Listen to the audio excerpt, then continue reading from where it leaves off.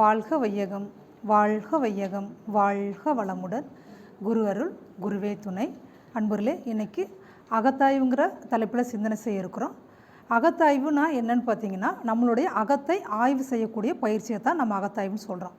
நம்ம பழமொழி ஒன்று சொல்லியிருப்பாங்க, அகத்தின் அழகு முகத்தில் தெரியும்னு சொல்லியிருப்பாங்க இல்லைங்களா.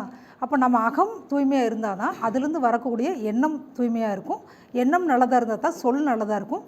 சொல் நல்லதாக இருந்தால் தான் செயல் நல்லதாக இருக்கும். அப்போ அகம்னு நம்ம எதை சொல்கிறோம்னு பார்த்திங்கன்னா, நம்முடைய அத்தனை எண்ணங்களையும் சுருக்கி பதிவாக வச்சுருக்கக்கூடிய கருமையத்தை தான் நம்ம அகம்னு சொல்கிறோம். உள்ளம்னு இதைத்தான் சொல்கிறோம். கருமையம்ங்கிறது இதுதான். அகம்னு மூணுமே ஒரே பொருளை தான் குறிக்குது. அப்போ இந்த கருமையத்தில் இருக்கக்கூடிய களங்கங்களை தூய்மைப்படுத்தக்கூடிய பயிற்சியை தான் அகத்தாய்வு பயிற்சின்னு சொல்கிறோம். இதை தற்சோதனைன்னு நம்ம சொல்லலாம். இந்த தற்சோதனையில் பார்த்திங்கன்னா, நாமே குற்றவாளி, நாமே நீதிபதியும் கூட.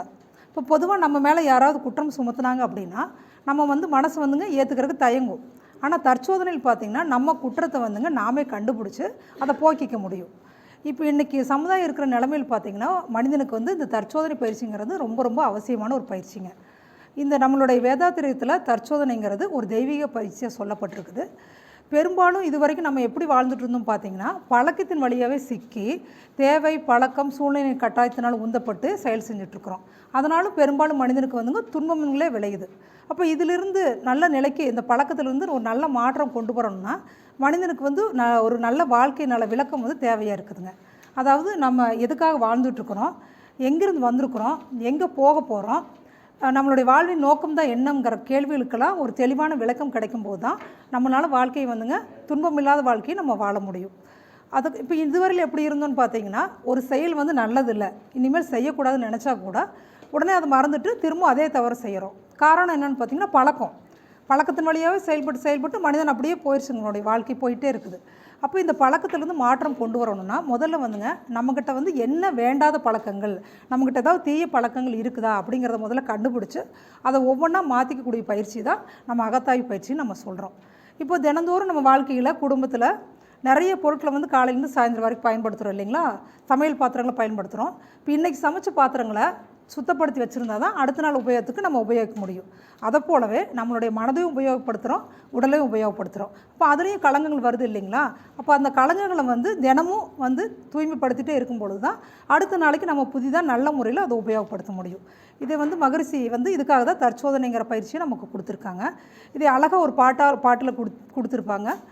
தனது குறை ஆழ்ந்துணர்ந்து திருத்தம் பெற்றால் தருக்கொழியும் பிறரிடமும் நட்பு ஓங்கும். மனது ஒரு தூய நிலையை நாடி செல்லும், மற்றவரும் இதன் விளைவாய் நலம் காண்பார்கள்.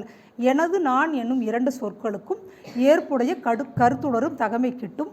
உனது சொல் செயல் என்ன குறைகள் போக்க உயர்ந்த தற்சோதனையை பழகிக்கொள்கன்னு சொல்லியிருக்காங்க. அப்போ இதுக்காக மகரிஷி அவங்க 5 வகையான அகத்தாய்வு பயிற்சிகளை வடிவமைச்சிருக்காங்க. முதல்ல பார்த்திங்கன்னா, எண்ணம் ஆராய்தல். சரி, இந்த பயிற்சிகள் எதுக்காக செய்யணும், எப்படி மனிதன்கிட்ட களங்கங்கள் வந்ததுன்னு அதுக்கு முன்னாடி தெரிஞ்சுக்கலாங்க.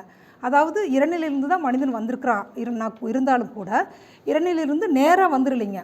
பலாயிரம் ஜீவனங்களாக உருவெடுத்து விலங்கின தொடராக கடைசியில் தான் 6வது அறிவு பெற்ற மனிதனாக வந்திருக்கிறான். இந்த பயணத்தில் பார்த்திங்கன்னா 3 வகையான களங்கங்கள் மனிதனுக்குள்ளே வந்துருதுங்க. அது என்னென்னு பார்த்திங்கன்னா, தன்முனைப்பு, பாவப்பதிவுகள், மயக்கம். அதாவது இறைநிலையிலிருந்து தான் மனிதன் வந்திருக்கிறாங்கிறதையும் மறந்துட்டு தங்கிட்ட இருக்கிற சிறப்பு எல்லாம் தானே உருவாக்கிட்டுங்கிற கற்பனை செஞ்சுக்கிறான். இதுதான் தன்முனைப்பு, ஈகோன்னு முதல் இதுதான் வருது. 2வது பார்த்திங்கன்னா பாவப்பதிவுகள். இந்த கற்பனையை வச்சுக்கிட்டு என்ன பண்ணுறானுங்க, புலன்மயத்துக்கு அடிமையாகி அதன் மூலமாக வேண்டாத உணர்ச்சி வயப்பட்ட குணங்கள் எண்ணங்களும் சொல்களாக செயல்களாக வருது. அதெல்லாம் பாவப்பதிவுகளாக நம்மளுடைய கருமையத்தில் பதிவாகுது. 3வது பார்த்திங்கன்னா, நம்மக்கிட்ட 6வது அறிவு இருக்குதுங்கிறதே மறந்துட்டு புலன்மயக்கத்திலே வாழ்ந்துட்டு போயிடுறான். இந்த 3 தாங்க நம்ம இறைநிலை அடையிறதுக்கு தடையாக இருக்குது. இப்போ இந்த 3லேருந்து வெளிவரணும் அப்படின்னா இந்த களங்கங்களில் நம்ம போக்கிக்கணும்.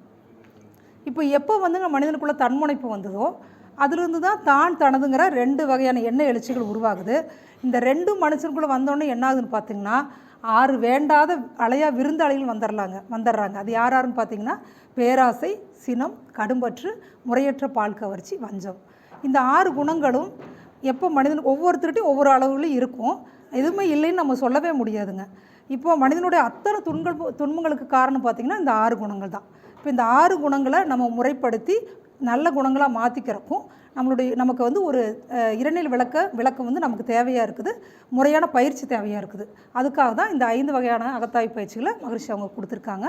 எண்ணம் ஆராய்தல், ஆசை சீரமைத்தல், சினம் தவிர்த்தல், கவலை ஒழித்தல், நான் யாருங்கிற தன்னிலை விளக்க பயிற்சி.